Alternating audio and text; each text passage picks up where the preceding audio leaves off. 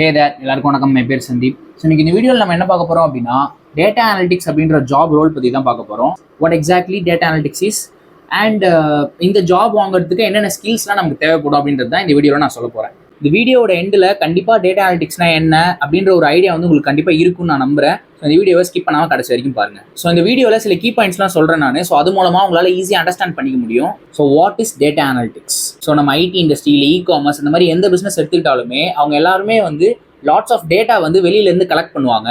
So அந்த data எல்லாமே வந்து ஒரு ரா ஃபார்மில் இருக்கும். லைக் அந்த டேட்டாவால் வந்து நமக்கு எந்த ஒரு யூஸ்மே இல்லாத மாதிரி ரொம்ப கொச்சன்னு இருக்கும். ஸோ அந்த டேட்டா வச்சு நம்மளால் எதுவுமே பண்ண முடியாது. ஸோ இங்கே தான் வந்து டேட்டா அனலிட்டிக்ஸ் அப்படின்றதே உள்ள வருது. Data analytics is the process of analysing raw data. So அந்த ரா டேட்டாவெல்லாம் வந்து அனலைஸ் பண்ணி அது மூலமாக ஒரு யூஸ்ஃபுல் இன்சைட்ஸ் வந்து கொடுப்பாங்க. ஸோ இந்த இன்சைட்ஸ்லாம் எதுக்கு யூஸ் பண்ணுவாங்க அப்படின்னா ஸ்மார்ட் பிஸ்னஸ் டிசிஷன்ஸ் மேக் பண்ணுறதுக்காக. டேட்டா அனலிட்டிக்ஸ் ஏன் இவ்வளோ இம்பார்ட்டன்ட் அப்படின்னா காம்ப்ளெக்ஸான டேட்டாஸ்லாம் வந்து ரொம்ப ஈஸியாக நமக்கு புரிகிற மாதிரி இன்சைட்ஸாக எடுத்து தருவாங்க. பிஸ்னஸில் வந்து ஏன் அது ரொம்ப இம்பார்ட்டண்ட்டாக இருக்குது அப்படின்னா நம்மளால் வந்து குயிக் டெசிஷன்ஸ் வந்து ஈஸியாக மேக் பண்ண முடியும். ஃபார் எக்ஸாம்பிள் இப்போ டேட்டா அனலிட்டிக்ஸ் டீம் இல்லாமல் டேரெக்டாக நம்ம வந்து ஒரு விஷயத்தை வந்து ப்ராசஸ் பண்ணுறோம், அதில் வந்து நிறைய விஷயம் தெரிஞ்சுக்க ட்ரை பண்ணுறோம் அப்படின்னா அதுக்கப்புறம் அதை தெரிஞ்சுக்கிட்டு அதில் வந்து டெசிஷன் மேக் பண்ணுறதுக்கு ரொம்ப டைம் எடுக்கும். பட் அதுவே ஒரு டேட்டா அனலிட்டிக்ஸ் டீம் இருந்தாங்க அப்படின்னா அந்த டைமை வந்து 50% அவங்களால ரெடியூஸ் பண்ண முடியும். ஸோ நம்ம பிஸ்னஸில் வந்து குயிக்கான டெசிஷன்ஸ் மேக் பண்ணுறதுக்கு கண்டிப்பாக இந்த டேட்டா அனலிட்டிக்ஸ் வந்து ரொம்பவே இம்பார்ட்டன்ட். அண்ட் அது மட்டும் இல்லாமல் நம்மக்கிட்ட வந்து ஒரு கிளியர் இன்சைட்ஸ் இருக்கும். லைக் இன்ஃபர்மேஷன்ஸ் எல்லாமே வந்து ரொம்ப கிளியர் கட்டாக இருக்கும். ஸோ இதெல்லாம் தான் இன்ஃபர்மேஷன், இதனால இந்த டிசிஷன் மேக் பண்ண போகிறோம்னு சொல்லிட்டு ஒரு கிளியர் கட்டான ஐடியா நமக்கு இருக்கும். ஸோ அந்த ஐடியாக்காகவும் தான் டேட்டா அனலிட்டிக்ஸை வந்து எல்லாருமே யூஸ் பண்ணுறாங்க.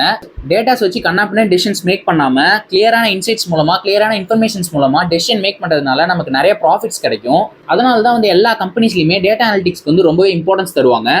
ஸோ டேட்டா அனலிட்டிக்ஸை வந்து ஒரு கைண்ட் ஆஃப் பிஸ்னஸ் இன்டெலிஜென்ஸ் கூட சொல்லலாம். Most of the companies face பண்ணுற ப்ராப்ளம்ஸ் அண்ட் சேலஞ்சஸை வந்து ஈஸியாக ரெக்கவர் பண்ணி அதுலேருந்து வெளில வரதுக்கு வந்து டேட்டா அனலிட்டிக்ஸ் ரொம்பவே இம்பார்ட்டண்ட்டாக இருக்கும். It's all about finding the patterns இந்த டேட்டா. ஸோ ஒரு ரா டேட்டாவில் வந்து பேட்டர்ன்ஸ் கண்டுபிடிக்கிறது, ஸோ அது மூலமாக ஒரு யூஸ்ஃபுல்லான இன்சைட்ஸ் கொடுக்குறது. ஸோ இதெல்லாம் தான் வந்து டேட்டா அனலிட்டிக்ஸில் ரொம்பவே இம்பார்ட்டண்ட்டான விஷயம்.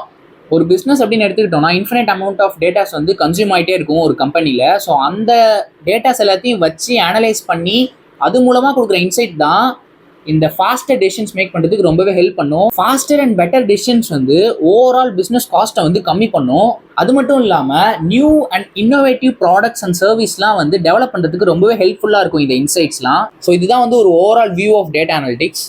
மெயினாக ஏன் பிஸ்னஸ் வந்து டேட்டா அனலிட்டிக்ஸை யூஸ் பண்ணுறாங்க அப்படின்னா ஒரு 3 ரீசன்ஸ் வந்து சொல்லலாம். ஃபர்ஸ்ட் திங் வந்து டு ப்ரெடிக்ட் ஃபியூச்சர் சேல்ஸ்.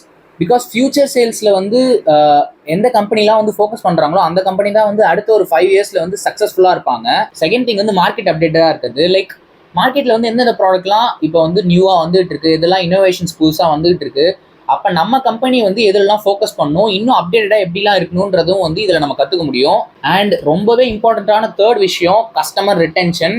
நம்மக்கிட்ட இருக்க நம்ம பிஸ்னஸில் இருக்க கஸ்டமர்ஸ் வந்து நம்மக்கிட்டே வந்து ரீட்டைன் ஆகிட்டே இருக்கணும் அப்படின்னா ஸோ நம்ம வந்து கண்டிப்பாக அப்டேட்லேயே இருக்கணும். ஸோ கஸ்டமர் ரீட்டைன் பண்ணுறதுக்கான விஷயம் எல்லாத்தையுமே வந்து இந்த டேட்டா அனலிட்டிக்ஸோட இன்சைட்ஸ் மூலமாக நம்ம தெரிஞ்சுக்கலாம். ஸோ இதெல்லாம் தான் வந்து main reasons Y data analytics is so important. So அடுத்ததான் வந்து டேட்டா அனலிஸ்ட் ரோலுக்கு என்னென்ன ஸ்கில்ஸ்லாம் ரொம்பவே இம்பார்ட்டன்றது தான் வந்து பார்க்க போகிறோம். ஃபர்ஸ்ட் வந்து மேத்தமேட்டிக்கல் ஸ்கில்ஸ். மேத்தமேட்டிக்கல் ஸ்கில்ஸ் உங்களுக்கு ரொம்ப ரொம்ப முக்கியம். பிகாஸ் டேட்டா அனலிட்டிக்ஸில் வந்து லாட்ஸ் ஆஃப் டேட்டா வச்சு நீங்கள் ப்ளே பண்ணுவீங்க. ஸோ அதனால் உங்களுக்கு மேத்தமேட்டிக்கல் ஸ்கில்ஸ் ரொம்பவே இம்பார்ட்டன்ட். அடுத்ததான் வந்து அனலிட்டிக்கல் ஸ்கில் ரொம்பவே முக்கியம். ஸோ இந்த 2 ஸ்கில்லும் ரொம்பவே இம்பார்ட்டண்ட்டான திங்.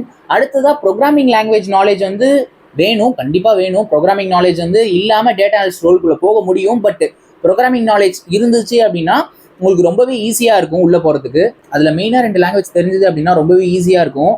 அதில் ஃபர்ஸ்ட் வந்து பைத்தான், செகண்ட் வந்து SQL. பொதுவாகவே டேட்டா அனலிட்டிக்ஸ் அப்படின்னு எடுத்துக்கிட்டா SQL வந்து அதில் கண்டிப்பாக வரும். பிகாஸ் லாட்ஸ் ஆஃப் டேட்டாவை மெயின்டைன் பண்ணுறதுக்கு நமக்கு அது கண்டிப்பாக யூஸ் ஆகும். எல்லா டைமுமே வந்து ஈஸியான டேட்டாஸை வந்து நமக்கு அனலைஸ் பண்ண கொடுக்க மாட்டாங்க. ரொம்பவே கஷ்டமான ரொம்பவே காம்ப்ளெக்ஸான டேட்டாஸ் வந்து நிறைய டைம் வரும். ஸோ அதெல்லாம் வந்து அந்த ஒர்க் ப்ரெஷர்லாம் தாண்டுற அளவுக்கு நமக்கு வந்து ஒரு மைண்ட் செட் வந்து இருக்கணும். ஸோ அந்த மைண்ட் செட் வந்து உங்களுக்கு எப்படி சொல்கிறது, ஒரு அனலிட்டிக்கல் ஸ்கில்ஸ் இருக்குது அப்படின்னா ஸோ அந்த மைண்ட் செட் ஈஸியாக உங்களுக்கு வந்துடும். அண்ட் அடுத்ததான் முக்கியமாக தேவைப்படுற ஸ்கில் வந்து எக்ஸலண்ட் கம்யூனிகேஷன் ஸ்கில்ஸ். ஏன் அப்படின்னா ஓகே நீங்கள் வந்து என்ன தான் அனலைஸ் பண்ணி இன்சைட்ஸ் வந்து எடுத்தாலும் ஸோ அந்த இன்சைட்லாம் வந்து ஒரு மீட்டிங் மூலமாக ஒரு மீட்டிங் வச்சு நீங்கள் வந்து ஸ்டேக் ஹோல்டர்ஸ்க்கு பிஸ்னஸ் டீம்ஸ்க்கு வந்து நீங்கள் எக்ஸ்பிளைன் பண்ணணும். ஸோ என்ன தான் நீங்கள் அனலைஸ் பண்ணாலும் உங்களால் வந்து அதை கரெக்டாக கம்யூனிகேட் பண்ண முடியல அப்படின்னா ஸோ அது வந்து ஒரு வேஸ்ட் தான். ஸோ கம்யூனிகேஷன் ஸ்கில்ஸ் வந்து ரொம்ப ரொம்ப இம்பார்ட்டன்ட்.